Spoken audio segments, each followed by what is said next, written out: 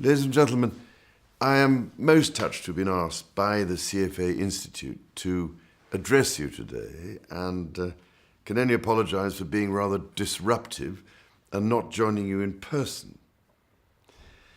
Now, as the theme of this year's conference is disruption, the new reality in investment management, I would like, if I may, to take a few moments of your time to discuss the greatest disruptor faced by humankind. In other words, climate change. Last year, the Intergovernmental Panel on Climate Change published a special report on the impacts of global warming of 1.5 degrees centigrade above pre-industrial levels, the latest in a series which makes it clear that we are faced by a number of terrifying and interconnected threats, such as a dramatic increase in extreme weather events and the mass migration of people from the areas worst affected, and that without truly drastic and urgent action, there will be no person, nation, or company that will not be impacted. Policy, technology, and data will all need to play their part in addressing these challenges, but finance and investment, in particular, are an absolutely crucial part of the solution. In the simplest of terms, capital needs urgently to be allocated away from activities that generate negative externalities and towards those that will make a positive impact on one or more of the Sustainable Development Goals. It is perhaps worth noting that the Business and Sustainable Development Commission estimates that achieving the Sustainable Development Goals could open up $12 trillion of market opportunities by 2030. Not exactly a number to be sneezed at. The good news is that not only are investment professionals becoming aware of the positive impact on performance that can be achieved by incorporating ESG considerations into investment processes, but many are also increasingly conscious that demand for these products is rising fast, both by institutional and retail investors, and that society, in the shape of regulators and policymakers, is at last starting to require action.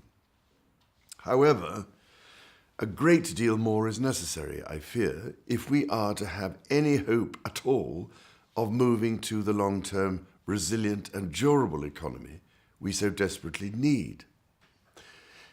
Therefore, I can only urge you, ladies and gentlemen, to use this conference as an opportunity to consider the practical steps that are required to invest in a manner consistent with achieving the Paris Agreement on climate change, and preferably a less than 1.5 degree trajectory, since even restraining global warming to 1.5 degrees will have catastrophic impacts, as well as building resilience to combat the impacts of climate change that are already inevitable.